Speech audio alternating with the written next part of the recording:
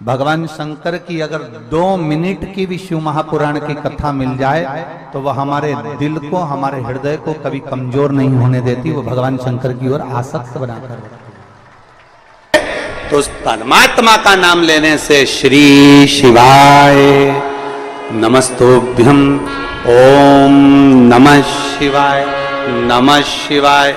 जब राम नाम, कृष्ण नाम, शिव नाम, परमात्मा का नाम हम जब लेते हैं तो वो यमराज भी छोड़ देता, छोड़ना पड़ता है। मार्कंडे बाबा का चरित्र कहता है, मार्कंडे बाबा को केवल छोटी सी उम्र मिली थी और कह दिया उसके माता पिता ने शंकर जी को पकड़ ले, शिव जी को पकड़ा। आखिरी में शंकर का गुणगान कर रहे थे, नाम ले रहे थे और यमराज आ गया, छोड़ना पड़ा। नाम का असर बड़ा होता है। जैसे ही फोन लगाया, नाम दिया कि किसकी गाड़ी, नाम सुना, छोड़ दी गई। तो परमात्मा का नाम लोगे तो यम की कैद से भी छूट जाओ।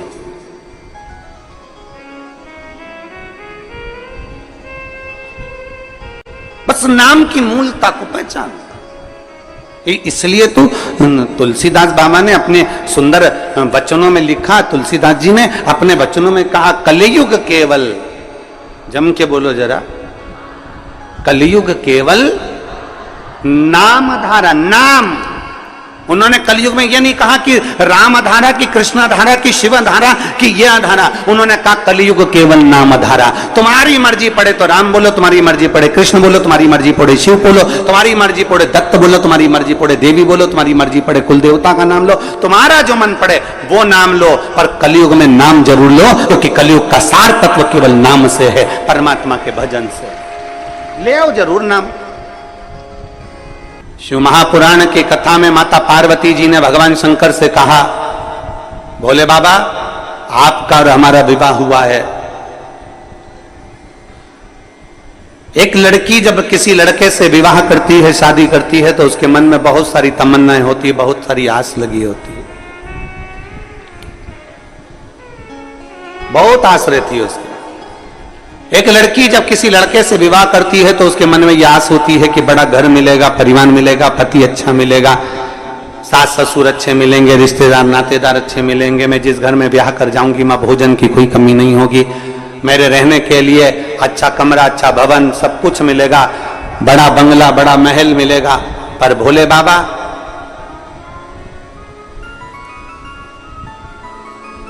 आपकी अर्धांगिनी माता पार्वती जी करें, आपकी अर्धांगिनी विवाह कर कर आई, नंदी पर चढ़कर अपने पिता का सारा ठाट छोड़कर, हिमालय राज का पूरा वैभव छोड़कर, हिमालय राज का पूरा ठाट छोड़कर, हिमालय राज के घर की पूरी पूंजी छोड़कर, हिमालय राज के घर का पूरा वैभव छोड़कर, ये बेटी हिमालय राज की आपके साथ में विवाह कर कर यहां आई।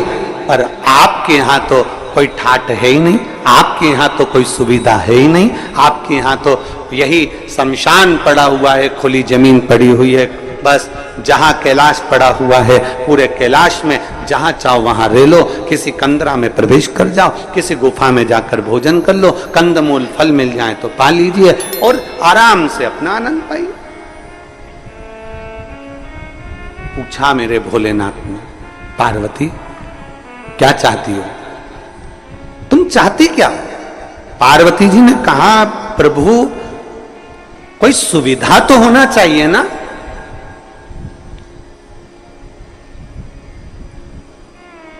तुम सारे तीर्थ में जाओ, वहां पर बहुत सुविधा देखना, सारे तीर्थों में बहुत सुविधा देखना, एसी का रूम मिल जाए, अच्छा पलंग मिल जाए, अच्छी गादी मिल जाए, अच्छा कमरा मिल जाए, अच्छी व्यवस्था मिल जाए, अच्छा भोजन मिल जाए, अच्छे से अच्छा सामान मिल जाए, हम जब मंदिर में दर्शन करने जाएं तो हमारा वीआईपी दर्शन हो जाए, हम जब पहुंचे तो मंदिरों में हमारा ये आनंदमय कोई आए और हमारा हाथ पकड़कर हमको दर्शन कराए।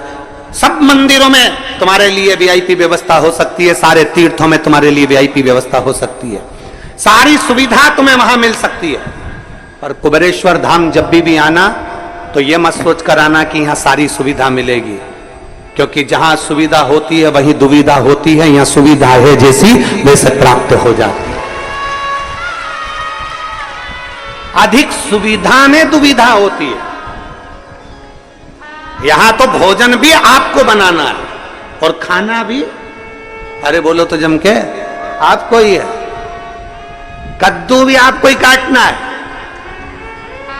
और बनाना भी आपको ही है, रोटी भी आपको सेकना है और खाना भी आपको ही है, खिचड़ी भी आपको बनाना है, चावल बीनना भी आपको ही है, सब्जी काटना भी आपको ही है। और अंदर यही होता है, आप में से कई माताएं, कई भाई, कई बहन, कई बेटियां, कई बेटे आते हैं, सेवा करते हैं और कद्दू काट रहे हैं, सब्जी काट रहे हैं, कहीं रोटियां बना रहे हैं, कहीं कोई सेवा कर रहा है, कोई झाड़ू लगा रहा है, कोई मालूम पड़े नुक्ती तल रहा है, कोई मिक्सचर तल रहा है। हमारी भोजनशाला में एक भी हलवाई नहीं है, हमारी भोजनशाला में केवल आप आते हो, भोजन बनाते हो और चले जाते। जितने हो आप आते हो, भोजन बनाते हो, चले जाते। आप में से कोई बाहर से आता है, वो कह देता है कि हम भोजन बनाना जानते हैं, उनको बिठा देते हैं कि तुम नुक्ती तल लो। आप में से कोई आके कहता है हाँ हम तलना जानते, तो उसको मिक्सचर बनाने बिठा देते हैं।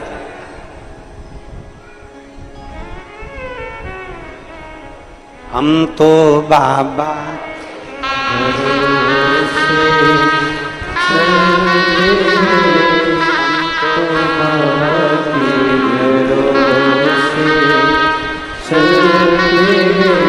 अगर सुविधा चाहिए तो यहां सुविधा नहीं, क्योंकि सुविधा जिसके पास में बहुत होती है, बहुत वीआईपी कल्चर में जो रहता है, बाद में वही दुविधा में रहता है। क्योंकि मालूम पड़े दरवाजे पर 4 लोग आए और निकलकर तुम दूध तक लेने ना जाओ, किसी को पानी पिलाने ना जाओ, तो घुटने में धीरे धीरे जंग लग जाती है, कमर में जंग लग जाती है, चलते नहीं बनता, फिरते नहीं बनता, काम नहीं बनता। आप में से ये जितने जजमान परिवार बैठे हैं, इसमें एक मुंबई का पंचाल परिवार भी बैठा हुआ है, खड़े हो जरा।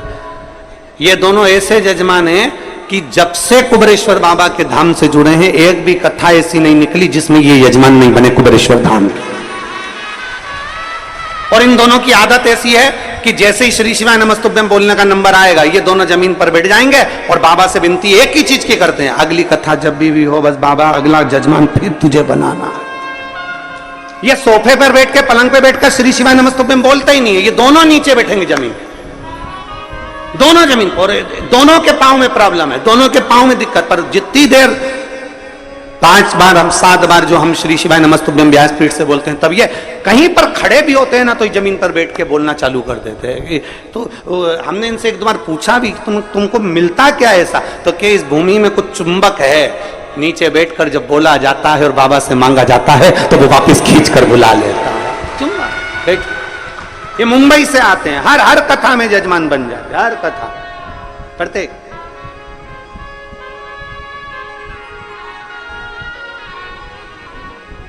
यहां सुविधा नहीं है। जिसको बहुत सारा राजसी ठाट चाहिए तो वो अपने घर से, अगर किसी को लगता हो कि हाँ हमको ये वीआईपी व्यवस्था चाहिए, तो अपने घर से एक बढ़िया गाड़ी तैयार करे, उसमें पूरी व्यवस्था लेकर पहुंचे। पर बाबा के यहाँ पर तो केवल एक चीज मिलती है, यहाँ कंकर और शंकर के सिवा कुछ नहीं मिलेगा।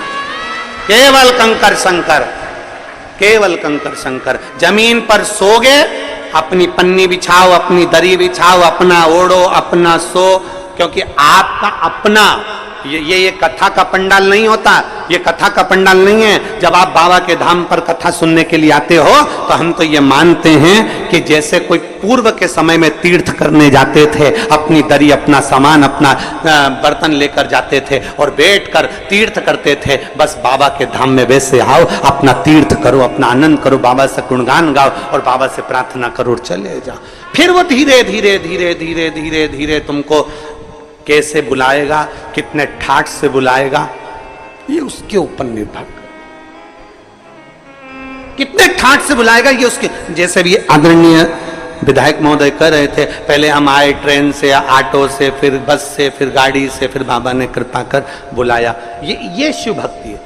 वो कैसे बुलाएगा वो आपके ऊपर निर्भर करता। आप में से कई माताएं ऐसी बैठी है जो एक बार नहीं कई बार बाबा के धाम आ चुकी, हर 2-3 महीने में आ जाती, हर 1 महीने में पहुंच जाती, बाबा के धाम पर आकर अपनी सेवा करी, चाकरी करी, झाड़ू लगाया, पोछा लगाया, बर्तन भांडा साफ करा और बाबा से विनती करी, हम तो बाबा के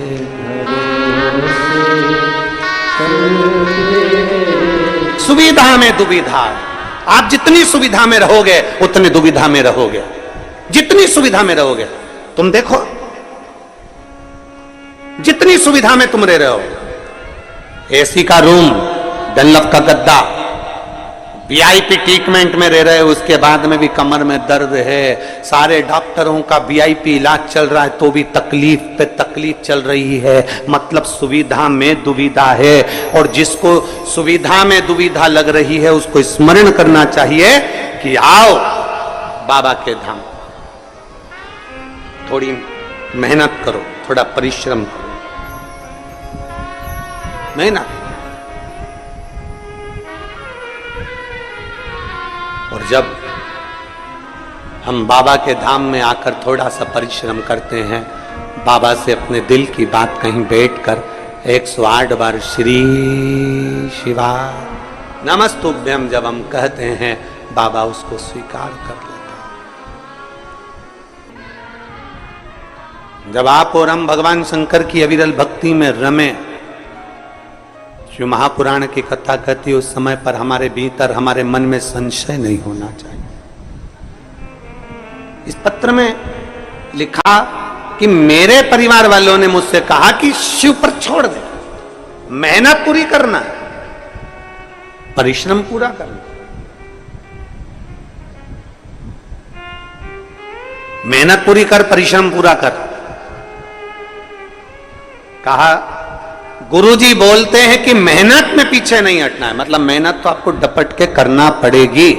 और फिर निवेदन है जो हमने परसों की कथा में कहा था, खांसी हमें चली है तो खांसना हमें पड़ेगा, छींक हमें आई है तो छींकना हमें पड़ेगा, कष्ट हमें आया है तो भोगना हमें पड़ेगा। उसी तरह आपको अगर दुख है तो मेरे बाबा का गुणगान भी आपको करना पड़ेगा, आपकी मेहनत के साथ करना पड़ेगा,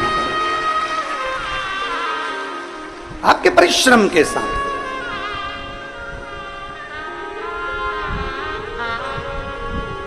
वो कल परसों 2 दिन पहले बोला था, थोड़ी मेहनत हाथ की, बाकी कृपा भोले नाथ।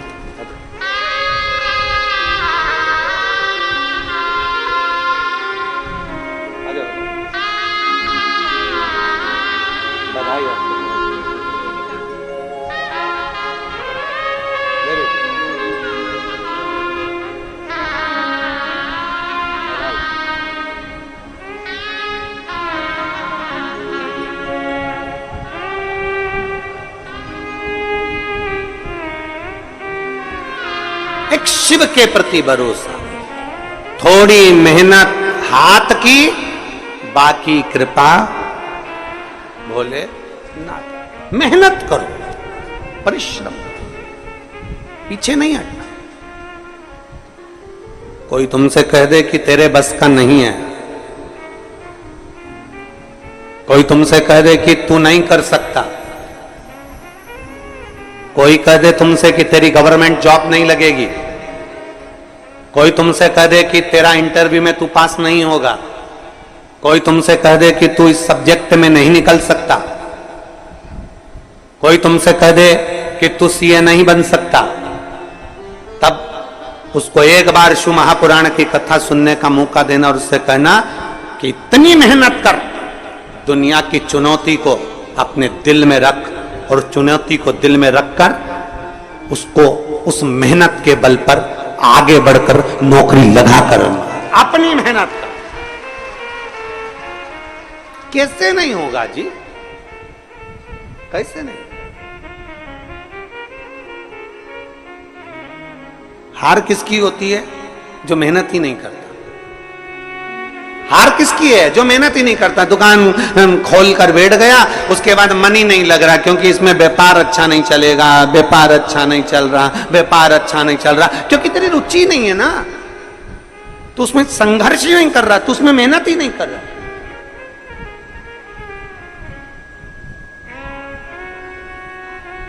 थोड़ा मेहनत करो, संघर्ष करो। आपका संघर्ष, आपकी मेहनत आपको कभी पीछे नहीं हटने देगी। थोड़ी मेहनत हाथ की, बाकी कृपा भोले नाथ की। बस वो मेहनत, वो संघर्ष आपका, वो महिला ताप है।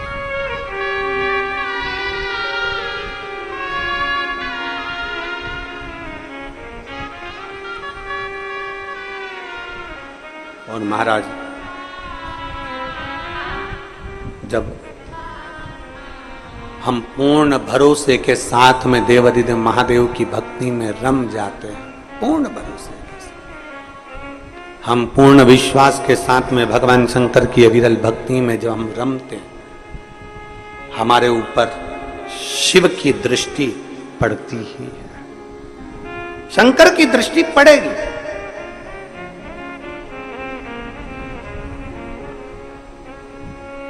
आप इतनी सारी माताएं बैठी हैं, आपके साथ अगर कोई बच्चा आया होगा ना, वो बच्चा जहां खेल रहा होगा ना, मां कथा भी सुन रही होगी ना, तो उसका ध्यान अपने बच्चे पर जरूर होगा। बोलो तो जरा सही है कि गलत है?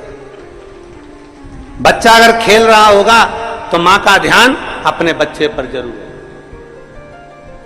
बच्चा कहां है? मां का ध्यान उस पर है।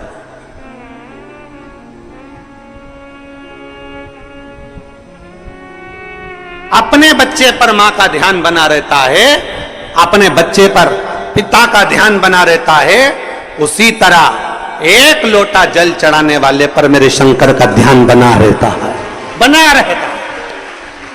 आप शिव के मंदिर में एक लोटा जल चढ़ाने जा रहे हो, शंकर का ध्यान आप पर है,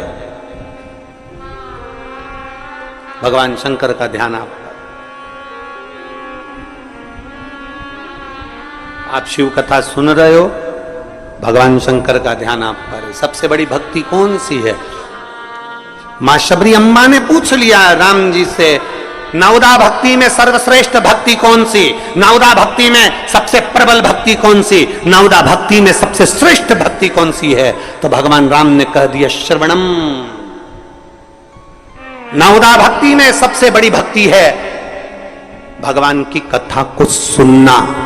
जब हम कथा सुनते हैं, परमात्मा कानों के रास्ते से दिल में जाकर बैठ जाता है, हमारा विश्वास पक्का हो जाता है और हमारा दुख अपने आप मिट जाता है। श्रवणम सबसे प्रबल भक्ति है, श्रवणम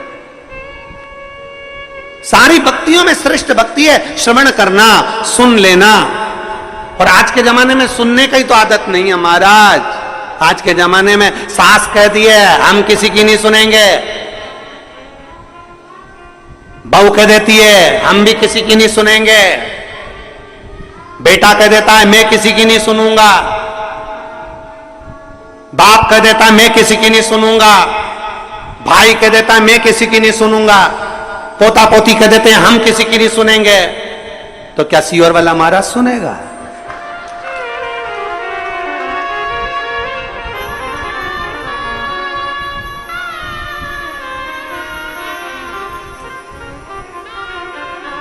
तो सही बात है, सुनने की आदत तो डाल ली है, डालना चाहिए सुनने की आदत। हम किसी की नहीं सुनेंगे, हम किसी के बाप की नहीं सुनेंगे, बाप के हम नहीं सुनेंगे, छोरा के हम नहीं सुनेंगे, सास के हम नहीं सुनेंगे, माँ के हम नहीं सुनेंगे, कल की आई हम तेरी सुनेंगे। और सास के मैं किसी की नहीं सुनूं, बेटा के मैं नहीं सुनूं, पोता के मैं नहीं सुनूं, पोती के मैं नहीं सुनूं, कौन सुनेगा?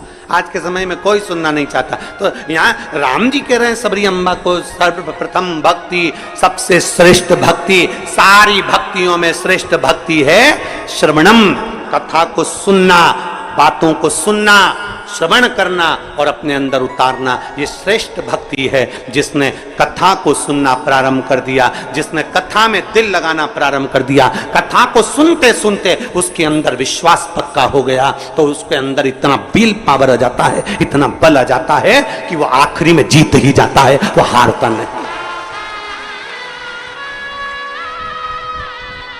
विश्वास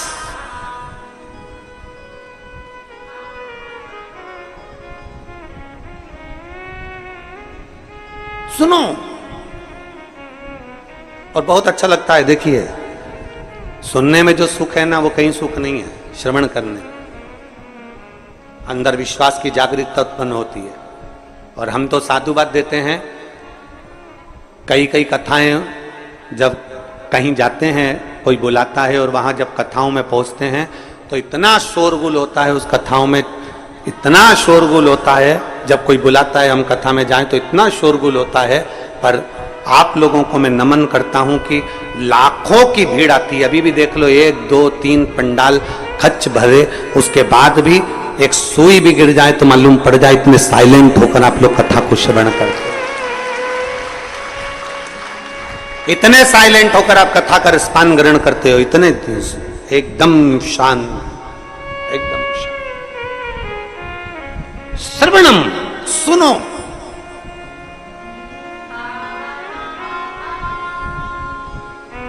जितना सुन सकते हो सुनो। जब आप सावन के महीने में 2 लोटा जल महादेव जी को चढ़ाने के लिए जाओ, तब 3 चीजें अपने अंदर धारण करना। पहले नंबर का तो 2 लोटा जल जब घर से लेकर जाओ तो जरूरी नहीं कि दोनों हाथों में लेकर जाओ, एक लोटे के ऊपर दूसरा लोटा रखकर दूसरा हाथ से अगर कोई काम हो, पल्लू लेना हो या कोई कार्य हो तो कर सकते हो। नहीं तो तुम 2 लोटा हाथ में रख लो और पल्लू डालना ना मैं सिर पे, जरा सिर पे पल्लू। अब वो तुम्हारा लोटा हाथ में, बेचारा वो भेरू पल्लू रख, ठीक है, थोड़ा और खींचो ये बाजू का, तो पल्लू वो भेरू ने और खींचा है, ठीक है, ये पल्लू हमारा मुंडा में दे दो, अब ठीक है।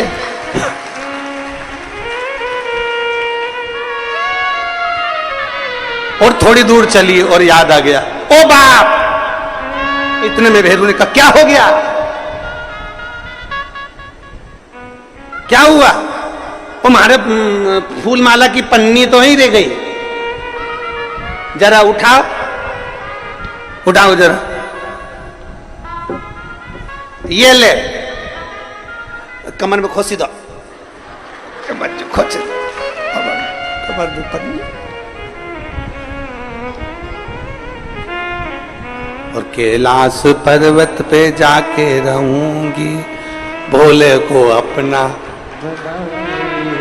अब पति भी के अच्छा शंकर हुआ और अच्छा जल हुआ,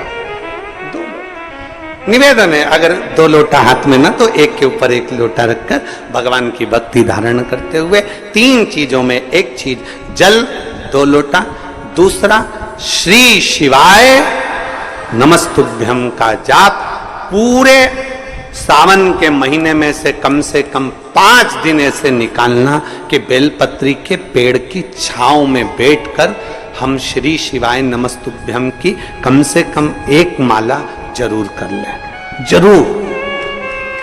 और मान लो अगर बेलपत्री का पेड़ नहीं मिले, तुम्हारे आसपास में नहीं मिले, तो फिर एक काम करना, शंकर जी के मंदिर की बेलपत्र मिली जाए, उसको सिर पे, हमारे यहाँ कहते हैं आंवले के वृक्ष का जब आंवला नोमी आती है ना, तो आंवला नोमी आती है और आंवले के पेड़ के नीचे जाकर भोजन नहीं कर सकते, आंवले के वृक्ष के नीचे नहीं जा सकते, तो आंवले के वृक्ष की पत्ती को सिर पे रख के भोजन कर लो, तो कहते हैं कि हजारों अश्वमेध यज्ञ के पुण्य के बराबर, भंडारे के बराबर भोजन प्राप्त हो जाता है। आंवले के वृक्ष की पत्ती, तो वो बेलपत्र भी मस्तक पर बाबा को प्रणाम कर कर फिर वही बेलपत्र का आनंद करते हुए भाव से उस बेलपत्र को मात्र शीश से लगाई लिया ना, मस्तक पर चढ़ाई लिया ना, तो भी भगवान की अविरल भक्ति प्राप्त हो सकती, अविरल। और मान लो बेलपत्र भी ना मिले तो बेलपत्री के वृक्ष की थोड़ी सी मिट्टी अपने मस्तिष्क पर लगाकर, मस्तक पर चढ़ाकर भी हम जाप कर सकते हैं। बेलपत्र के वृक्ष की मिट्टी का भी चंदन हम लगा सकते, चंदन। हमने एक बार पहले –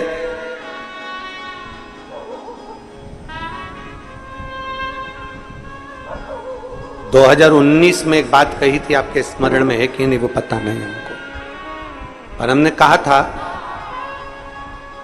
कि मान लो यदि कोई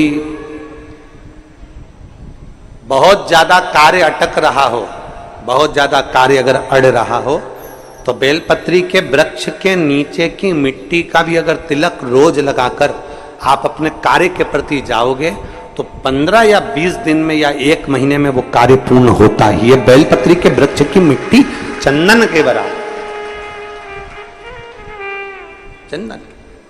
3 कार्य में से एक कार्य बाबा को 2 लोटा जल, दूसरा कार्य बेलपत्री के वृक्ष के नीचे बैठकर भगवान शिव की मंत्र जाप करना, और तीसरा कार्य सावन के महीने में प्रयास करना कि एक वृक्ष बेलपत्री का जरूर लगाना जो वृक्ष बढ़ सके और आने वाली पीढ़ी के लिए आनंद करे। बेलपत्र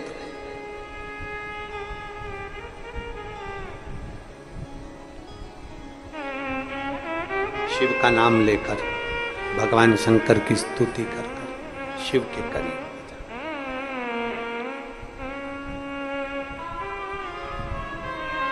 शिव को समर्पित कर,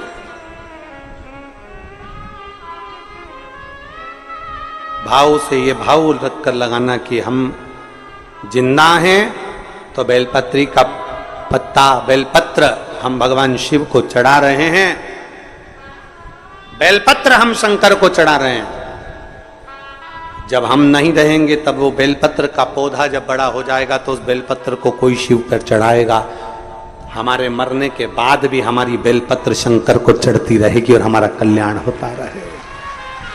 समर्पित कर,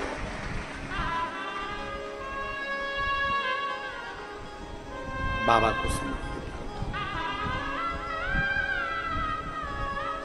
3 चीजें, एक सावन के महीने में 2 लोटा, जम के बोलो जरा, जल, सारी समस्या का हल। दूसरा बेलपत्र के वृक्ष के नीचे श्री शिवाय नमस्तुभ्यम, या पंचाक्षर मंत्र नमः शिवाय, या षडाक्षर मंत्र ओम नमः शिवाय। परंतु पुरुष और स्त्री दोनों पंचाक्षर और षडाक्षर मंत्र को जरा समझना। अगर पुरुष नमः शिवाय ओम नमः शिवाय मंत्र का जाप कर रहा है तो पुरुष सीधे चालू करेगा षडाक्षर मंत्र से, ओम नमः शिवाय ओम नमः शिवाय। पर स्त्री जब भी मंत्र का जाप करेगी तो पंचाक्षर से चालू कर कर षडाक्षर पर पहुंचेगी। कहां से चालू करेगी? हमने पहले भी कथा में बताया। कहां से? जम के बोलिए जरा, नमः शिवाय, फिर बाद में षडाक्षर पर आएगी ओम नमः शिवाय, नमः शिवाय ओम नमः शिवाय, नमः शिवाय ओम नमः शिवाय, नमः शिवाय ओम नमः शिवाय, नमः शिवाय ओम नमः शिवाय। पुरुष ओम नमः शिवाय ओम नमः शिवाय ओम नमः शिवाय जप सकता, पर स्त्री पंचाक्षर से चालू कर कर षडाक्षर पर पहुंचेगी और पुरुष षडाक्षर से चालू कर देगा, ओम नमः शिवाय ओम नमः शिवाय ओम नमः शिवाय ओम नमः शिवाय ओम नमः शिवाय। ये पुरुष चालू कर दिया, पर स्त्री जब जपेगी नमः शिवाय ओम नमः शिवाय ओम नमः शिवाय ओम नमः शिवाय, पंचाक्षर से चालू करा। कहां से चालू करा है? फिर से आप लोग एक बार बोल के देख लो, चालू करो बोलना, नमः शिवाय ओम नमः शिवाय ओम नमः शिवाय। कहां से चालू करा था? नमः शिवाय से, षडाक्षर तक गए हो। फिर पुरुष ओम नमः शिवाय, नमः शिवाय ओम नमः शिवाय, नमः शिवाय ओम नमः शिवाय। पंचाक्षर से षडाक्षर पर। फिर से बोलो एक बार, बोलो चलो, नमः शिवाय ओम नमः शिवाय ओम नमः शिवाय ओम नमः शिवाय, नमः शिवाय ओम नमः शिवाय। पंचाक्षर से षडाक्षर की ओर।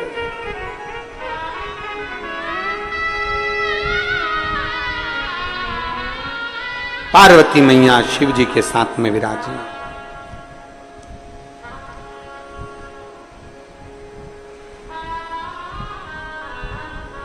बैठी थी भगवान शंकर के तेज पुंज गंगा जी के जल में चला जाता है और गंगा जी के जल से 6 पुत्र जन्म ले लेते हैं। 6 पुत्र जिनका नाम कृतिकाओं ने एक कर कर षडानंद कार्तिकेय रख दिया। कार्तिक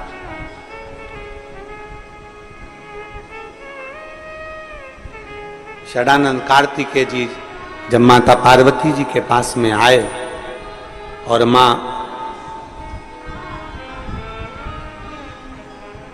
माता पार्वती जी के पास में आते हैं और माता पार्वती जी को प्रणाम करते हैं, बाबा भोलेनाथ जी को प्रणाम करते हैं, औगरदानी को नमन करते हैं, प्रणाम करते हैं, दंडवत करते हैं, साष्टांग करते हैं, फिर तारकासुर का संहार करने के लिए जाते हैं।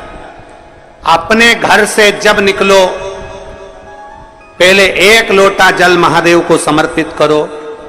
घर में जो बुजुर्ग हैं, बड़े हैं, उनके चरण छुओ। माता पिता भाई भाभी जो घर में बड़े हैं उनके चरण छुओ। क्यों? क्योंकि शास्त्र कहता है जब घर से निकलते हैं 1 लोटा जल चढ़ाकर चरण छूकर जब हम अपने काम के लिए जाते हैं तो हमारे साथ अपने माता पिता का तप बल भी हमारे साथ, महादेव की कृपा भी हमारे साथ जाती है।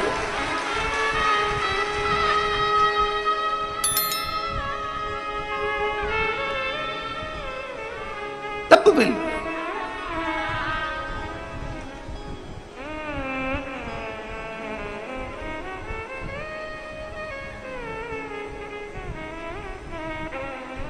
तो कहे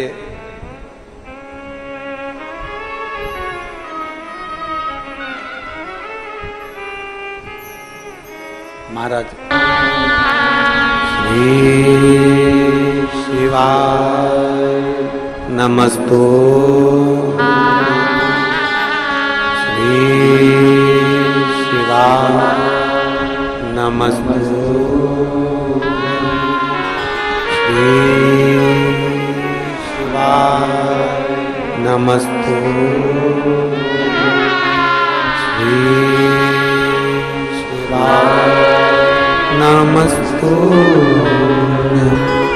भोला सब दुख काटो, ओ भोला सब दुख काटो।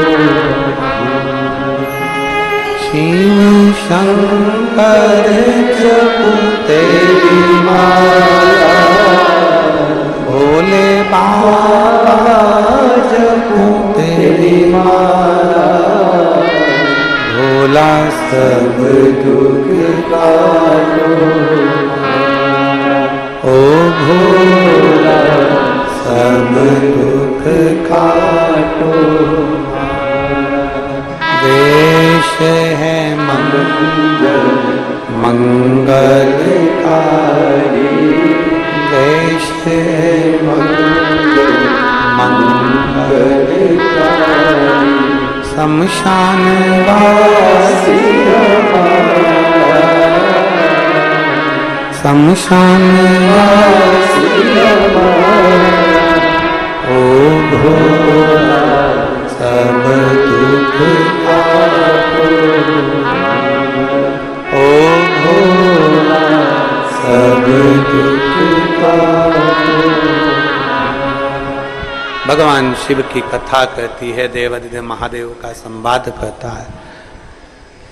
षडानंद कार्तिकेय जी अपने माता पिता को प्रणाम कर कर तारकासुर का संहार करने के लिए जाए। तारकासुर असुर है पर उसका हृदय शिव में रमा है। हमने एक बात पहले कही थी कथा के अंतर्गत कि शंकर का कोई द्रोही नहीं, मेरे शिव जी का कोई दुश्मन नहीं। शंकर भगवान का जो भक्त होता है उसका कोई द्रोही नहीं, शिव का कोई द्रोही नहीं, शंकर का कोई दुश्मन नहीं।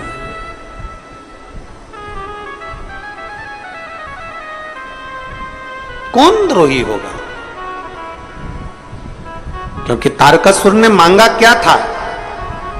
तारकासुर ने मांगा था, केवल ब्रह्मदेव से वर मांगा कि मुझे वर दीजिए, कि वर ऐसा दीजिए कि मैं अगर मरूं तो शंकर जी के पुत्र के द्वारा,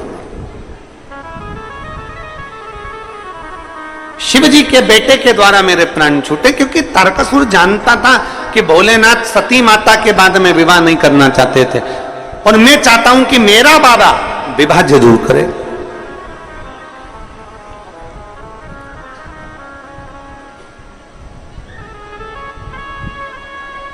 ये शिव महापुराण की कथा कहती है, अपना घर, अपना परिवार, अपना कुटुंब, अपने रिश्ते, अपने नाते कभी मत छोड़ो।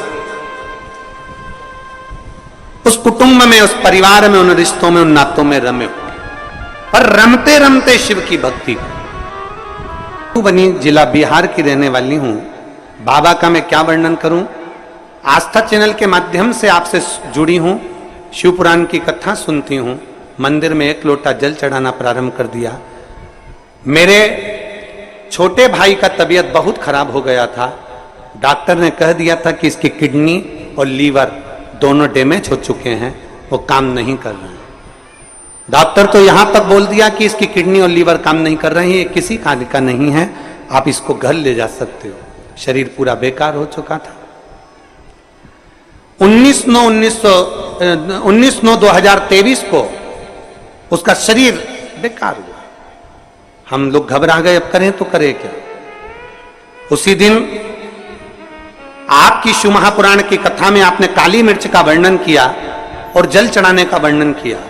हमने हमारे भाई के लिए घर पर खबर करी और जल चढ़वाना प्रारंभ करा, और जल का आचमन और बेलपत्र खिलाना प्रारंभ करा। मैं बाबा का क्या वर्णन करूं गुरुदेव, लोग तो हंस रहे थे। क्या काली मिर्च और जल से क्या किडनी लीवर ठीक हो सकता है? मैं छाती ठोक कर कहती हूं, आज मेरा भाई पूर्ण तरह से ठीक हो गया और उसकी जांचें सब नॉर्मल आ गई। मैं शिव को प्रणाम करने के लिए, एक शिव ओघड़ी, शंभु, शंकर, दयालु, जिसकी भक्ति मूल है, जिसकी भक्ति की मूल है।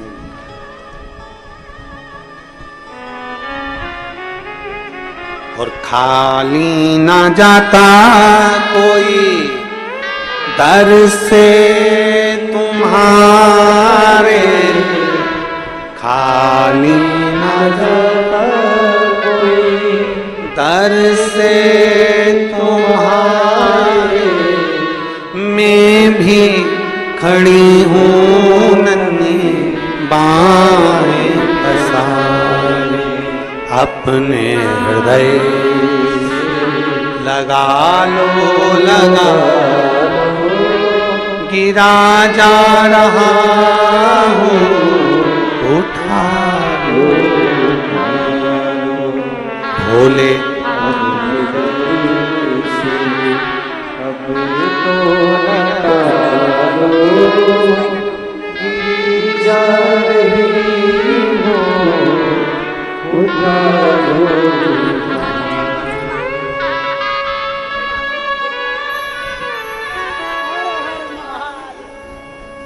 डॉक्टर ने किडनी लीवर दोनों डैमेज हो गया,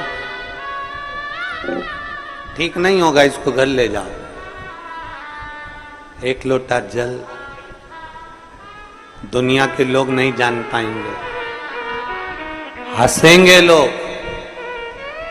क्यों सीहोर वाले महाराज के चक्कर में पड़ी हो? क्यों सीहोर वाले महाराज के चक्कर में पड़ी हो? एक लोटा जल से क्या सब कुछ मिल सकता है? अगर विश्वास पक्का है, ब्रह्मा ब्रह्मलोक में रहते हैं, भगवान विष्णु बैकुंठ लोक में रहते हैं, इंद्र लोक में रहते हैं, और मेरा भोले भंडारी पृथ्वी लोक पर रहता है। वो आता है और दुख मिटा कर जाता है। उसको पहचानो। तारकासुर ने वर मांगा, मेरे ओघड़दानी का विवाह हो जाए, उनके संतान के द्वारा मेरे प्राण छूटे, उनके बेटे से मैं मरूं, उनके बेटों के द्वारा मेरे प्राण छूटे, उनके बेटे।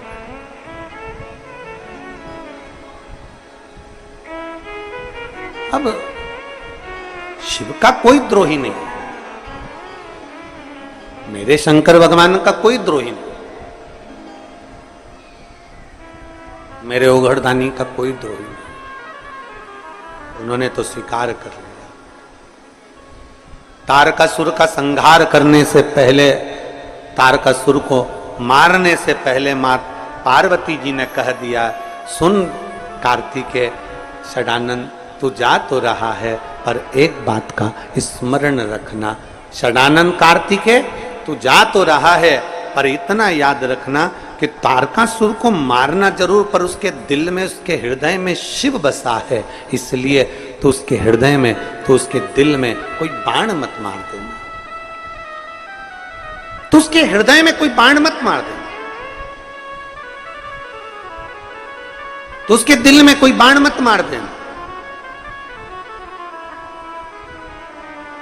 शिव उसके दिल में बसा है, शंकर उसके हृदय में बसा है।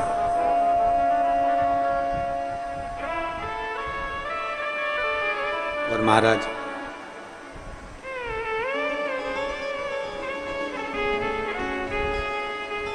मुख में हो राम नाम, राम सेवा हाथ में, और तू अकेला नाही प्यारे, राम तेरे साथ में। जब हमारे हृदय में, हमारे दिल में, हमारे हृदय चित्त में भगवान समाहित हो जाता है, हमारे हृदय में जब शिव समाहित हो जाता है, तो शिव ही हमारा साथ निभाता है। तारकासुर के दिल में, हृदय में बाण नहीं छोड़ा गया। तारकासुर मरे, प्राण छूटे। 3 पुत्र थे, तारकाक्ष, विदुम्माली, कमलाक्षकी। तीनों बड़े प्रबल, तीनों बड़े वीर, तीनों बड़े प्रबल थे, तीनों।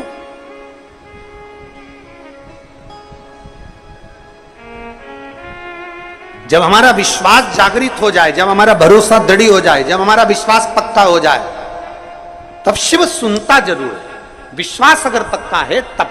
एक पत्र है, देखिए,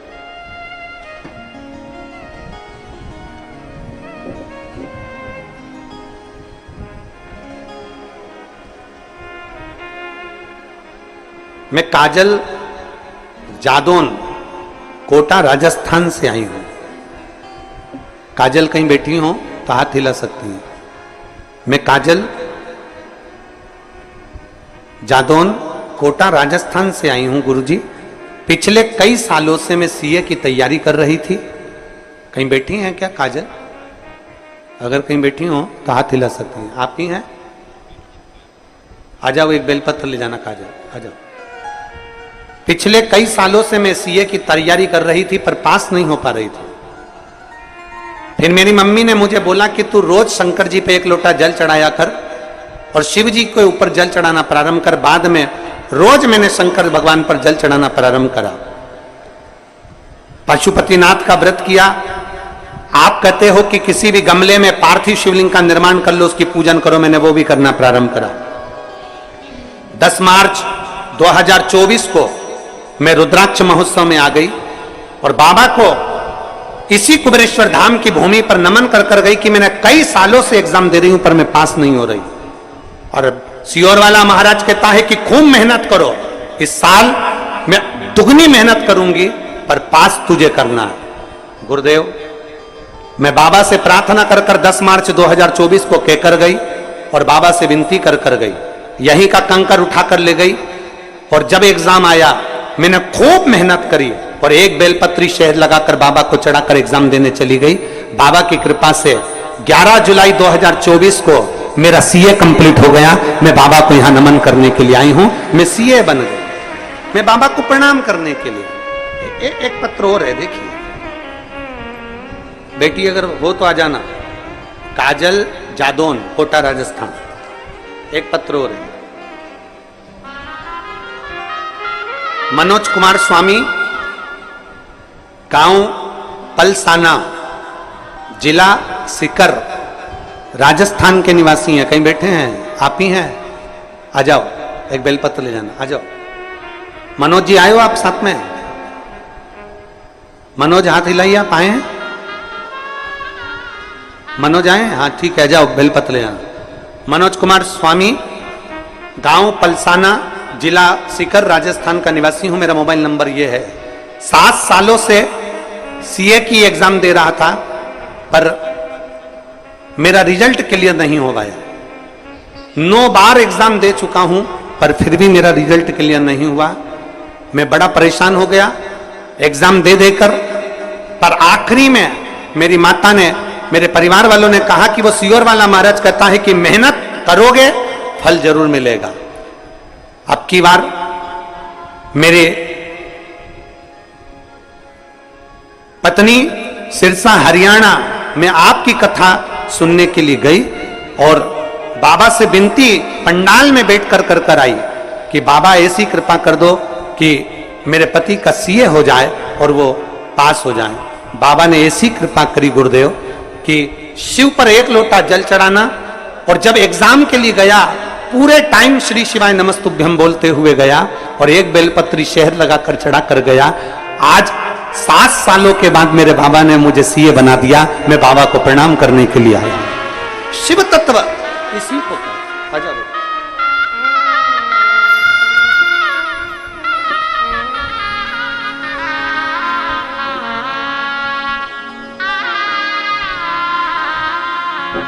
बधाई बेटा, बहुत बहुत सीए बनने की बहुत बहुत खुश रहो।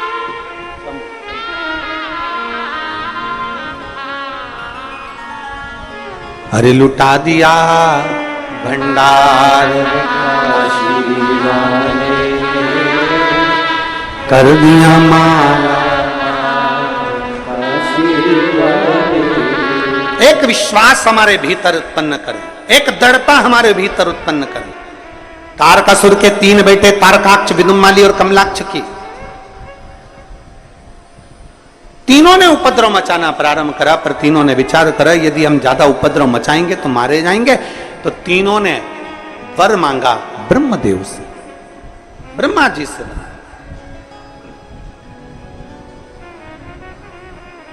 ब्रह्मा जी से निवेदन, हमें वर दीजिए। क्या वर चाहिए? बस ऐसी कृपा कर दो कि हम तीनों मरें तो एक साथ मरें, और हम तीनों अगर रहें तो 3 पुरियां हमारे साथ में रहे, 3 महल, 3 नगर, 3 क्षेत्र हमारे, 3 क्षेत्र, 3। ब्रह्मा जी ने तथास्तु कह दिया। 3 पुरियों का निर्माण हो गया, 3 नगर बस गए। उन 3 नगर में ये तीनों रहने। अब इनने उपद्रव मचाया। जब व्यक्ति के पास में बहुत वैभव हो जाता है, जब व्यक्ति के पास में बहुत सारा यश हो जाता है, बहुत सारा वैभव हो जाता है, तब व्यक्ति फिर धीरे धीरे अपनी मनमानी करना प्रारंभ करता। तीनों अजय, तीनों जो उपद्रव मचाया।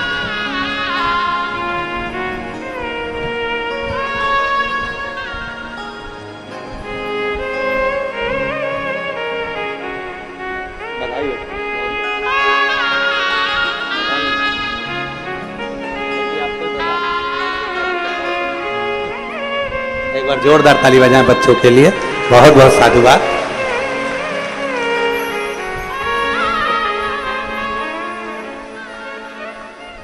शिव ने कहा, मैं भगवान शंकर के पास सूचना गई कि तारकासुर के 3 बेटे तारकाक्ष, विदुम्माली और कमलाक्ष के तीनों ने उपद्रव मचा रखा। तो ये जाएंगे कैसे, समाप्त कैसे होंगे? कहा, भगवान शिव कहते हैं तुम सारे देवता पशु बन जाओ और मैं तुम्हारा पति बन जाता हूं, मेरा नाम हो जाएगा पशुपति। 3 चीजें हैं शिव महापुराण में। एक पाशुपत्य अस्त्र है, एक पाशुपत्य अस्त्र है, एक पाशुपत्य योग है और एक पाशुपत्य व्रत है, तीन चीज। पाशुपत्य योग, पाशुपत्य अस्त्र, पशुपति व्रत। पशुपति अस्त्र को, पाशुपत्य अस्त्र को हम धारण नहीं कर सकते क्योंकि हम में इतना बल नहीं है कि हम भगवान से पशुपति अस्त्र लेकर आ जाएं और अपनी रक्षा कर लें। हम में बल नहीं है, हम इतना तप, हम इतनी साधना, हम इतना व्रत नहीं कर सकते। पाशुपत्य योग भी हम नहीं कर सकते, पर संपूर्ण विश्व के कल्याण के लिए शिव महापुराण में एक पशुपति व्रत वर्णन किया गया कि कुछ नहीं कर सकते तो पशुपति व्रत यदि कर लिया तो बाबा सुनता जरूर है, धारण कर ले वे पशुपति व्रत। पशु कितने व्रत होते हैं, कितने दिए लगते हैं? 6। प्रसाद के 3 हिस्से, 5 दिए मंदिर में, 1 दिया अपने घर के दरवाजे में। जिस मंदिर में पहला व्रत होता है उसी मंदिर में 5 व्रत होते हैं। व्रत के लिए मंदिर नहीं बदला जाता। दूसरे के घर का पानी पीकर, दूसरे के घर का भोजन कर कर, दूसरे के घर का अन्न खाकर, दूसरे के घर की चाय पीकर, दूसरे के घर का फलाहार कर कर या दूसरे के घर का अन्न भाग ग्रहण कर कर पशुपति व्रत नहीं होता। जिस दिन आपका पशुपति व्रत है उस दिन अपने ही घर का भोजन, अपने ही घर का पानी, अपने ही घर की चाय, अपने ही घर का पूजन साहित्य, अपने ही घर की सारी सामग्री होना चाहिए। दूसरा व्रत तुम्हारा, आज सोमवार का पशुपति व्रत है, तुम किसी से मिलने चले गए, उसके घर का पानी पियाए या उसके घर की चाय पियाए, व्रत खंडित हो जाता है। उस व्रत का कोई मूलता नहीं। जिस दिन तुम्हारा व्रत है उस दिन पूजन का सामान भी तुम्हारे घर का होना चाहिए, जल भी तुम्हारे घर का होना चाहिए, भोजन भी तुम्हारा, प्रसाद भी घर में। यहां तक कहा गया कि पशुपति व्रत में बाजार का प्रसाद नहीं लाना, घर में मीठा बनाना है। खीर बना लो, हलवा बना लो, तुम्हारी मर्जी पड़े जो बनाओ, मीठा चावल बनाओ, चाहे पुआ बनाओ, तुम्हारी मर्जी पड़े, चाहे तुम मालपुआ बनाओ, चाहे तुम रबड़ी बनाओ, खीर बनाओ, तुम जो बनाओ, पर घर में बनाओ। उतना बनाओ जिसके 3 हिस्से हो जाएं, 2 हिस्से मंदिर में, 1 हिस्सा अपने साथ आ जाए। जब भोजन ग्रहण करो शाम को, वो प्रसाद का जो हिस्सा लेकर आए हो वो पूरा खाओ पहले, फिर प्रसाद लेने के बाद फिर भोजन। पशुपति व्रत में ऐसा वर्णन नहीं है कि तुम नमक नहीं खाओगे या ये नहीं खाओगे या वो नहीं खाओगे। शाम के समय भोजन करना है। अब शाम को भोजन करना है तो पहले भगवान का पूजन कर कर जो प्रसाद लेकर आए हो वही प्रसाद का हिस्सा पहले खाओ, फिर भोजन करो। बस इतना जरूर याद रखो कि दूसरे के घर का अन्न नहीं, दूसरे के घर जाकर पानी मत पियो, दूसरे के घर जाकर चाय मत पियो। जिस दिन सोमवार का तुम्हारा पशुपति व्रत है उस दिन अपने घर में रहकर भगवान की भक्ति कर कर भाव से पूजन करो, अपने घर की चाय पियो, अपने घर का पानी पियो, मायके का भी नहीं, किसी के घर का नहीं, अपने घर का। अगर मायके घर भी हो तो फिर अगला सोमवार कर लो, दूसरा सोमवार कर लो, पर वो सोमवार फिर मान्य नहीं। अगर आपने किसी के घर का भोजन किया है तो फिर वहां पर कुछ शुल्क दो, पैसा दो, उसके बाद वहां से चलो। चाय पिए वहां शुल्क दो, क्योंकि अपने को किसी के घर का भाग ग्रहण कर कर हम अपना भाग पशुपति व्रत का नहीं दे। पशुपति व्रत। अब कई लोग कहते हैं गुरुजी पशुपति व्रत कब चालू करना चाहिए? शिव महापुराण की कथा कहती है शंकर भगवान के पास जाने का कोई समय नहीं है, शंकर भगवान को भजने का कोई समय नहीं है, शंकर भगवान को पुकारने का कोई समय नहीं है। जैसे मौत का कोई समय नहीं होता उसी तरह शंकर का भजन करने का कोई समय नहीं होता। जब तुम्हारा मन कर जाए, जब तुम्हारा दिल कर जाए, जब तुम्हारा इच्छा कर जाए, तब तुम पशुपति व्रत प्रारंभ कर सकते हो। पर यदि आपका 16 सोमवार का व्रत है और साथ में पशुपति व्रत कर रहे हो तो वो स्वीकार नहीं होगा। तुम्हारी एकादशी सोमवार के दिन पड़ गई और तुम एकादशी का व्रत कर रहे हो और सोचो पशुपति व्रत भी कर लूं तो वो स्वीकार नहीं होगा। पशुपति व्रत केवल पशुपति व्रत ही रहे। पशुपति व्रत, कढ़ाई में जितना सामान बनाया तुमने, जितनी खीर बनाई, जितना सामान बनाया, पूरा की पूरा लेकर जाना। ये नहीं कि कढ़ाई में छोड़कर चली जाऊं, आधा बच्चों के लिए छोड़ जाती हूं, आधे में से 3 हिस्से कर दूंगी ना। कढ़ाई में अगर छोड़कर चले गए तो प्रसाद के 2 हिस्से तो वहीं हो गए, क्योंकि बना तुम शिव जी के लिए रहे थे, बना तुम भगवान के लिए, हिस्सा नहीं छोड़ना। एक पत्र है,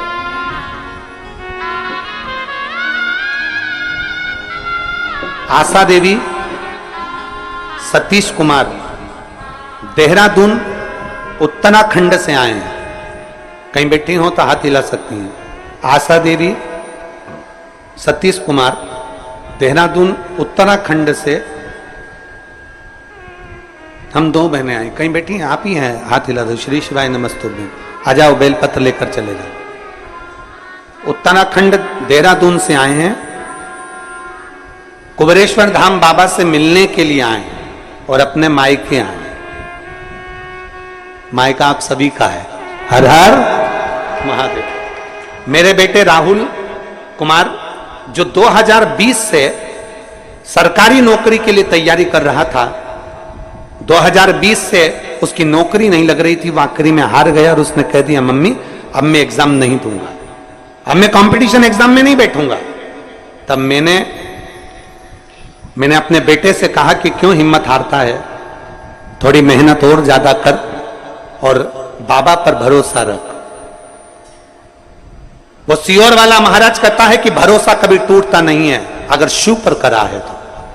सियोर वाले गुरुजी कहते हैं कि 1 लोटा जल चढ़ाया कर। वो सियोर वाला गुरुजी कहता है कि 1 लोटा जल महादेव को चढ़ा। फिर मेरी बहन ने कहा कि तुम्हारे बेटे से कहो कि पशुपतिनाथ का व्रत कर, और मेरे बेटे ने मेरे कहने पर पशुपतिनाथ का व्रत किया। गुरुदेव, जब मेरे बेटे ने एक बार व्रत किया, उसका कार्य नहीं हुआ, तब उसका कार्य नहीं हुआ। तब उसने फिर मुझसे कहा, मां मेरा तो इंटरव्यू क्लियर नहीं हुआ। फिर मैंने बेटे से कहा कि तू फिर पशुपति व्रत कर, और अब की बार प्रसाद तू बना। मेरे बेटे ने प्रसाद बनाकर पशुपति व्रत किया, बाबा का पूजन करा, 1 लोटा जल चढ़ाया, और जब वो एग्जाम देने के लिए गया तो पूरे समय श्री शिवाय नमस्तुभ्यं बोलते हुए गया और बाबा के ऊपर एक बेलपत्र शहद लगा कर गया। आज मेरा बेटा ITV आर्मी में सिलेक्ट हो गया और उसकी ट्रेनिंग शिवपुरी में चल रही है। मैं बाबा को यहां धन्यवाद देने के लिए आया।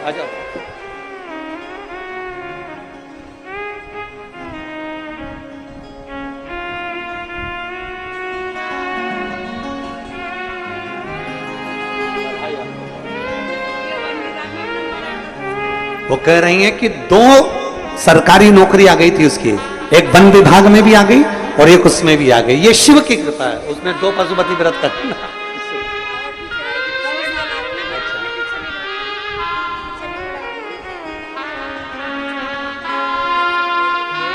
दीदी बोल रही हैं, हमारा बेटा जब कावड़ चढ़ी ना, उस कावड़ को सीहोर से लेकर कुबेरेश्वर धाम तक आया था, और कुबेरेश्वर बाबा को जब कावड़ का जल चढ़ाया तो ये कहकर चढ़ाया था कि अगली कावड़ तक मेरा सिलेक्शन हो जाना चाहिए, और मेरे बेटे का सिलेक्शन हो गया। ये मैं बाबा,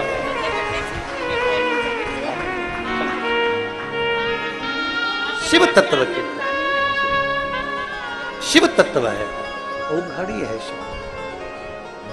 और महाराज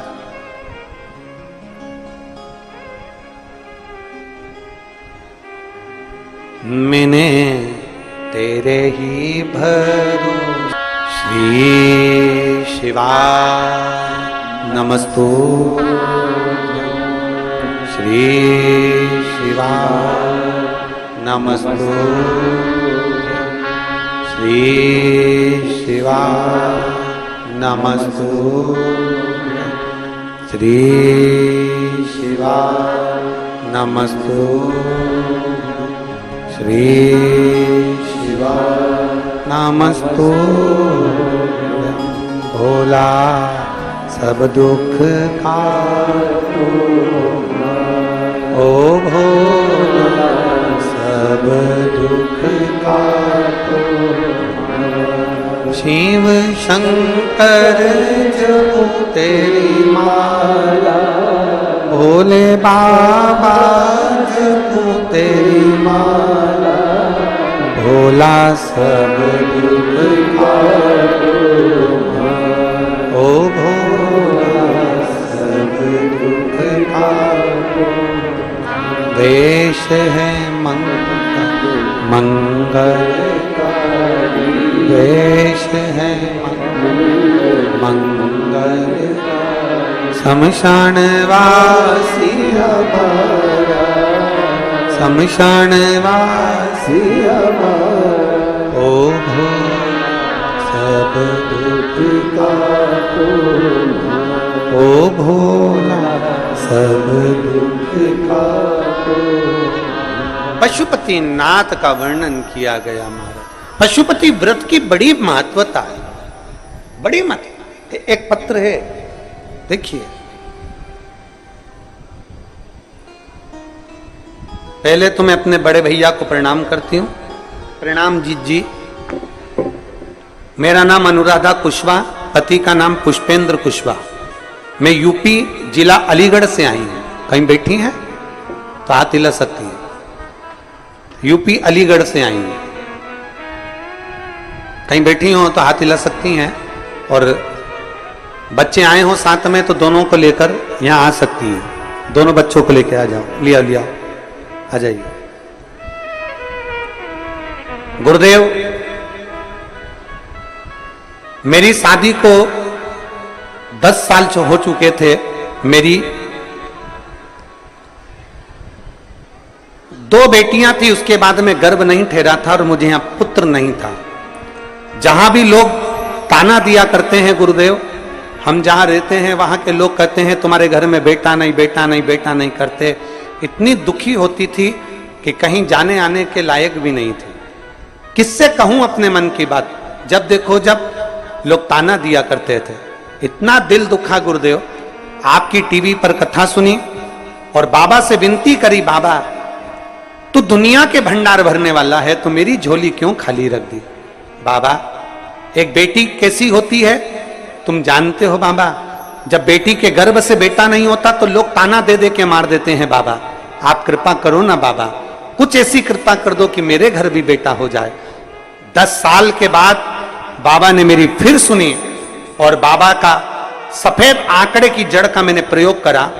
एक बार पशुपति व्रत करा, बाबा नहीं सुने। दूसरी बार पशुपति व्रत करा, फिर बाबा ने सुना और 28/12/2023 को बाबा ने मुझे 2 बेटों को जन्म दिया। मैं बाबा को यहां धन्यवाद देने के लिए आया।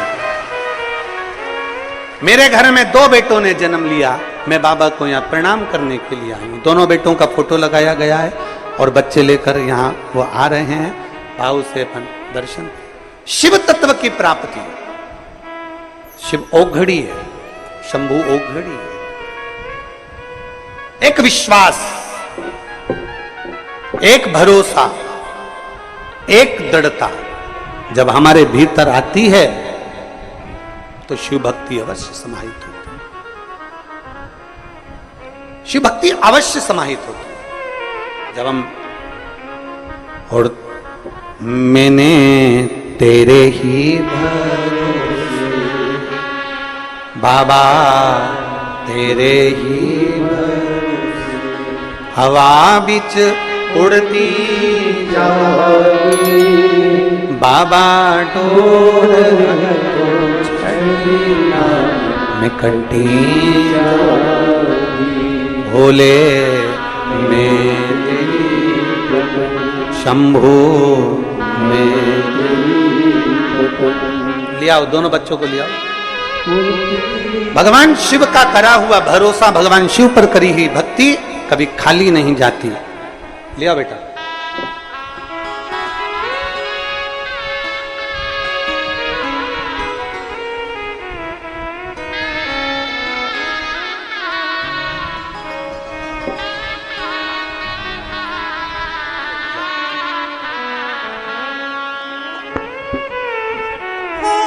जोरदार ताली बजाएं।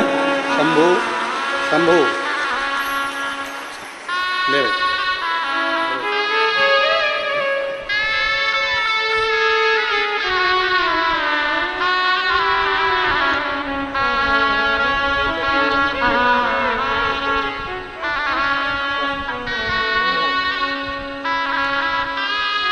बधाई आपको।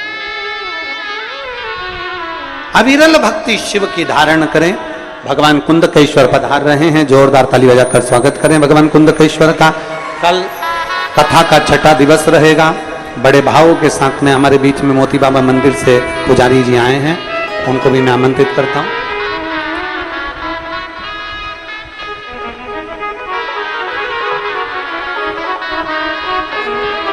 मोती बाबा मंदिर के पुजारी जी भी यहां पर पधारे। अक्कापन में निकल जाता है, बचपन लाड़पन में निकल जाता है, जवानी अकड़न में निकल जाती है और बुढ़ापा तड़फन में निकल जाता है। बचपन गया, लड़कपन में निकल गया, छोटा है, अकल नहीं है, बुद्धि नहीं है, चित्त नहीं है, ये नहीं है, वो नहीं है, लड़कपन में निकल गया। जवानी अकड़ में निकल गई, तो मुझे जानते नहीं हो, तो मुझे पहचानते नहीं हो। कभी कभी ये शब्द भी बड़ा सुंदर शब्द है, तो मुझे जानते नहीं हो। एक एक चौराहे पर जब कोई व्यक्ति किसी की गाड़ी रोक लेता है ना, तो गाड़ी रोकते सही तुरंत तो मुझे जानते नहीं हो। तो उसने पूछा तुम कौन हो, फिर तुरंत उसने नाम बताया और उसकी गाड़ी छूट गई। बोलो छूटी कि नहीं छूटी? अरे जम के तो बोलो, छूट जाती है ना। नाम बताया उसने और उसकी गाड़ी छूटी।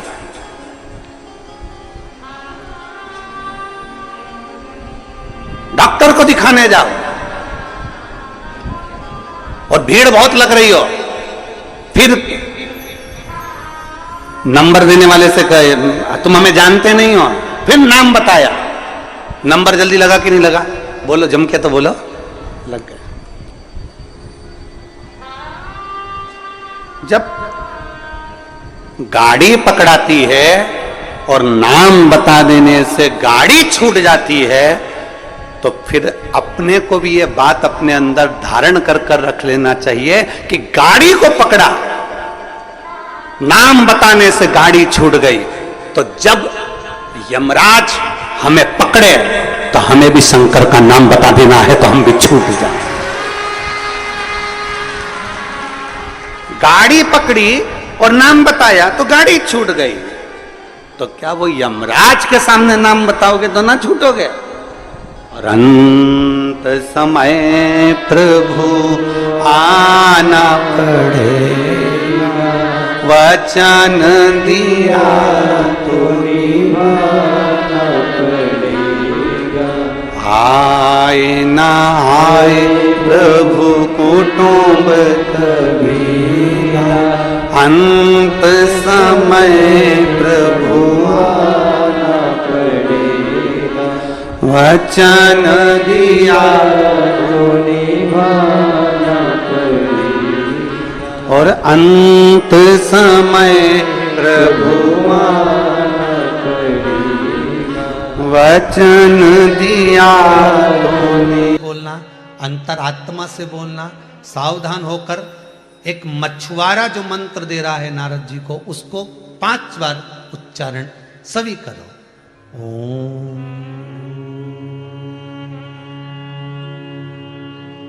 हरि ओम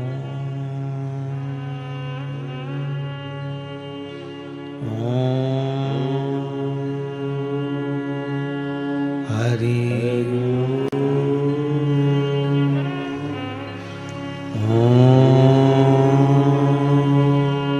हरि ओम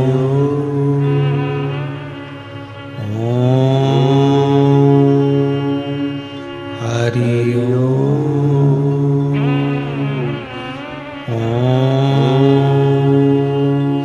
हरि ओम। 5 बार नारद जी के कानों में मंत्र दिया। नारद जी मंत्र लेकर सीधे पहुंच गए देवलोक में। सभा फिर लगी हुई थी। देव ऋषि नारद जैसे ही आए, आते से देव ऋषि नारद को देखा। देखते ही सबने पूछा, नारद जी गुरु मंत्र हो गया?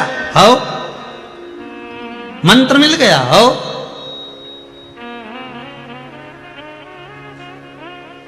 कौन गुरु है तुम्हारे? कौन गुरु है? नारद जी ने कहा कि मछली पकड़ने वाला मछुआरा। भगवान विष्णु ने कहा तुम्हारे गुरु जी का दर्शन हम भी करना चाहते हैं।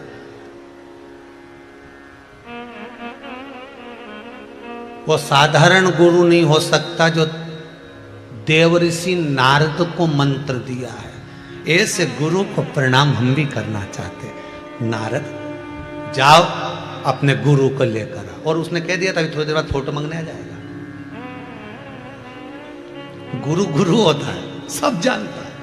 उसने कह दिया थोड़ी देर बाद आएगा और फोटो लेके जाएगा। जाओ तुम्हारे गुरु का दर्शन करना है, लेकर आओ। अब नारद जी जैसे ही घाट पे पहुंचे, समुद्र के तट पे पहुंचे तो गुरु गायब था। तो नारद जी को लगा मछली पकड़ने गया होगा तो यहीं बैठ जाता। 1 दिन 2 दिन 3 दिन। नारद पुराण कहती है कि नारद जी महाराज को कई वर्ष लग गए थे केवल उस गुरु को ढूंढने में, उस घाट पर। कई वर्ष।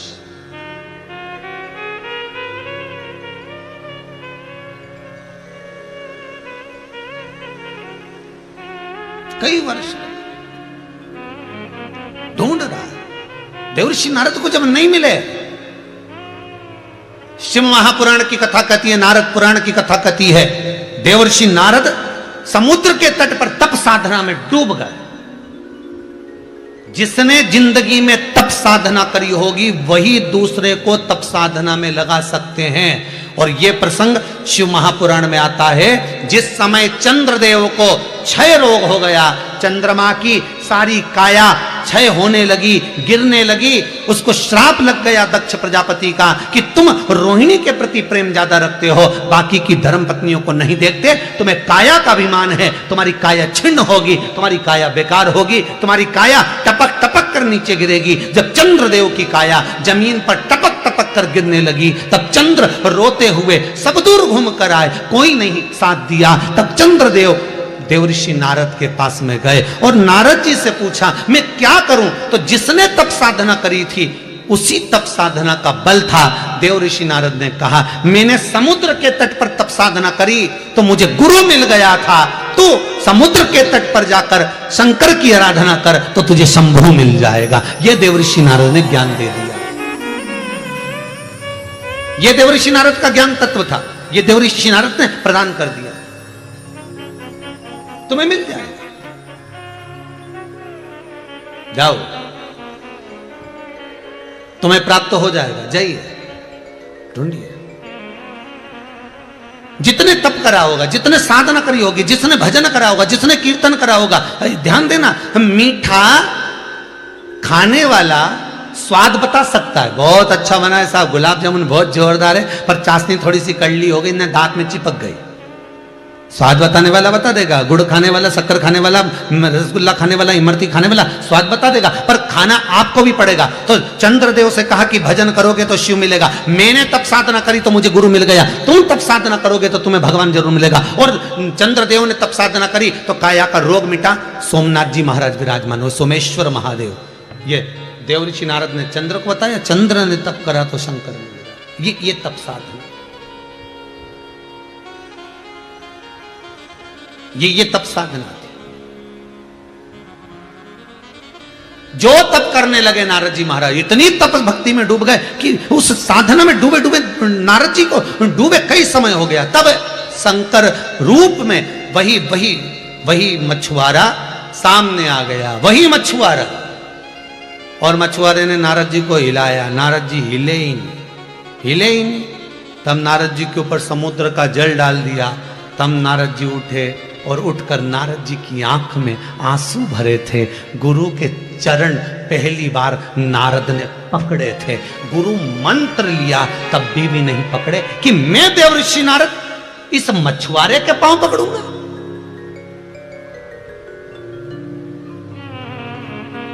मैं देवर्षि नारद इस मछुआरे के चरण पकड़ूंगा। तब आज देवर्षि नारद की आंख में से आंसू बह रहे थे और उन्होंने मछुआरे के चरण पकड़ रखे थे। मछुआरे ने पूछ लिया क्या कर रहे हो यहां, क्या कर रहे हो यहां बैठ के, कैसे आना हो गया? नारद जी बोले आपने कहा था आपकी जरूरत पड़ी है। क्या जरूरत? देवताओं को आपका दर्शन करना है। देवताओं को मेरा दर्शन करना है, तो मेरे से तो चला नहीं जाएगा, ऊपर तक कैसे जाऊंगा, देवताओं के पास तक। नारद जी ने फिर अहंकार का शब्द कह दिया, आप क्यों चिंता करते हो, मैं तुम्हें कंधे पर बिठा कर ले चलता हूं, हो गया कल्याण। आप क्यों चिंता करते हो, मैं तुम्हें कंधे पर बिठा कर ले जाऊंगा। कहीं कहीं बहुत ऊंचे शब्द बोल जाते हैं। गुरुजी आप मेरे यहां आओगे कि नहीं आओगे, तुम तो इतना बोलो, बाकी का मैं सब उठा ले जाऊंगा। तुम तो बोलो गुरुजी आओगे कि नहीं आओगे, बाकी का सब मैं निपट लूंगा, मैं सब ले जाऊंगा तुमको यहां से, मैं गाड़ी में मंगवाऊंगा, मैं गाड़ी भेजूंगा, मैं गाड़ी में लेके जाऊंगा। पर नहीं संबोधन तो नारद जी ने कह दिया मैं तुम्हें कंधे पर उठा लूंगा। इतने में तो गुरुजी बोल दिए उठा ले चल, और नारद जी बैठ गए नीचे। जब नारद जी बैठे नीचे और बैठे नारद नीचे, बीणा करताल सब एक और, उनके कंधे पे बैठ गए बूढ़े मछुआरा। जो कंधे पे बैठा, नारद जी बालू रेत में, समुद्र की रेत में धसते गए धसते गए धसते गए, इतने रह गए, इतने रह गए, धसते चले गए धसते चले गए, इतने रह गए। थोड़ी तक रेत आ गई, नारद जी के मर जाऊंगा, गुरुजी बचा लो। उठाया खींचा गुरुजी ने, नारद चल। नारद जैसे ही लेकर देवताओं के पास में सभा में अपने गुरु को लेकर पहुंचे, 33 कोटि देवता खड़े हो गए, सबने साष्टांग दंडवत करा, क्योंकि ये कोई दूसरा नहीं था, ये मेरा देव अधिदेव महादेव था, जिसकी शरण में नारद पड़ा था। ये कोई साधारण गुरु नहीं है, ये कोई सिंपल गुरु नहीं है, ये काल अधिपति, कालों का काल महाकाल था। नारद समझ नहीं पाए थे कि बालू रेत में क्यों दब गया, अभी भी नहीं समझे थे, वो तो सब दंडवत करे। तब भगवान विष्णु ने जब देखा कि मेरे महादेव आए हैं, खुशियां मना रहे, आनंद मना रहे, आज मछुआरे का रूप रख कर आ गए। संसार का कोई भी गुरु हो, चाहे किसी भी संप्रदाय का हो, चाहे रामानुज हो, चाहे वल्लभ कुल का हो, चाहे निम्बार्की हो, किसी भी कुल का गुरु हो, शिव महापुराण नारद पुराण में स्पष्ट कहा गया गुरु किसी भी संप्रदाय का होगा, पर गुरु हमेशा महादेव का स्वरूप ही होगा, महादेव का रूप ही होगा। गुरु किसी भी संप्रदाय, गुरु किसी भी पंथ का हो, पर वो देव अधिदेव महादेव के स्वरूप का ही होगा, वो गुरु ही है।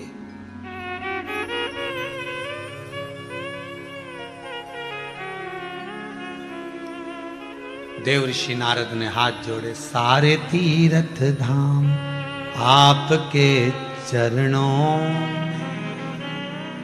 हे गुरुदेव प्रणाम आपके चरणों। वो साधारण गुरु नहीं है, देव अधिदेव महादेव, काल अधिपति महाकाल है वो।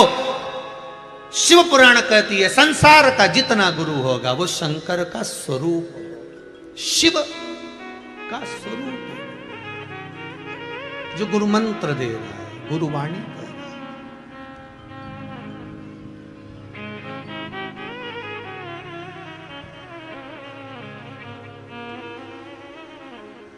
प्रणाम किया, नमन किया। बोलो देव ऋषि नारद अब सब कुछ छोड़ चुके थे, क्योंकि भीतर गुरु का वास हो चुका था। जब अंदर शंकर रूपी गुरु आ जाए, त्रिकालदर्शी कैलाशी अविनाशी आ जाए, फिर निवेदन करूंगा भक्ति और भरोसा इतना करना। ये आज की कथा के दूसरे दिन की कथा का विराम का संबोधन कर रहा हूं। भक्ति और भरोसा भगवान शिव का इतना करना कि दुख तुम्हें आए और चिंता महादेव को हो जाए। चिंता उस शिव को होना चाहिए। भक्ति और भरोसा शंकर पर इतना करना कि दुख तुम पर आए और चिंता उस महादेव को हो जाए तो समझना कि भक्ति और भरोसा दोनों प्रबल हो चुके हैं, दोनों प्रबल है। तुम्हारे ऊपर दुख आएगा, रोएगा वो भक्ति, तुम्हारे को तकलीफ आएगी, रोएगा वो भरोसा उस शिव पर, उस परमात्मा पर। दिखे ना महाराज, मैं धन्यवाद दे रहा हूं श्री रमेश कुमार जी गर्ग को चंडीगढ़ से, बहुत बहुत धन्यवाद है रमेश जी। आज आपके माध्यम से पूरा विश्व इस गुरु वाणी को, इस गुरु वंदना को और इस गुरु शिव महापुराण की कथा को श्रवण कर रहा है, गुरु शिव महापुराण की कथा को सुन रहा है।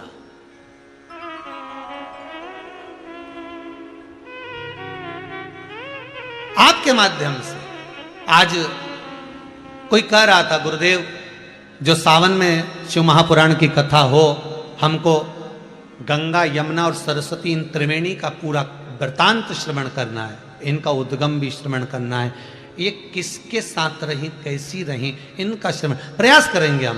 हम भी प्रयास करेंगे। जैसे पिछले वर्ष में गणेश शिव महापुराण करी, फिर कार्तिक शिव महापुराण करी, ऐसा सती शिव पुराण करी। प्रयास करेंगे कि सावन के महीने की पहली जो शिव महापुराण की कथा चालू हो वो गंगा शिव महापुराण की कथा हो, दूसरी जो शिव महापुराण की कथा हो वो यमुना शिव महापुराण कथा हो, तीसरी जो शिव महापुराण कथा हो इस श्रावण के महीने में वो सरस्वती शिव महापुराण कथा हो। क्यों, किस लिए, किस भाग से प्रकट होकर किस भाग में आई और कहां शंकर से इसका संबंध जुड़ा, वो श्रवण करने का प्रयास करेंगे। साधारण नहीं शिव, साधारण नहीं गुरु। भक्ति और भरोसा पूर्ण रखिए, चिंता उसको होगी तुम्हें नहीं, दुख उसको होगा तुम्हें नहीं। श्री शिवाय नमस्तुभ्यम। प्रिय शिव भक्तों, प्रदीप जी मिश्रा द्वारा कथा का वाचन बठिंडा शहर पंजाब में हो रहा है। तो प्रिय भक्तों, आपको हर एक जगह की कथा सुनने के लिए प्लीज हमारे चैनल को सब्सक्राइब करें, ताकि आपको प्रत्येक जगह की श्री शिव महापुराण का श्रवण हो सके और प्रदीप जी मिश्रा द्वारा बताए गए कथा में उपायों का प्रयोग अपने जीवन में अवश्य करें। हर हर महादेव।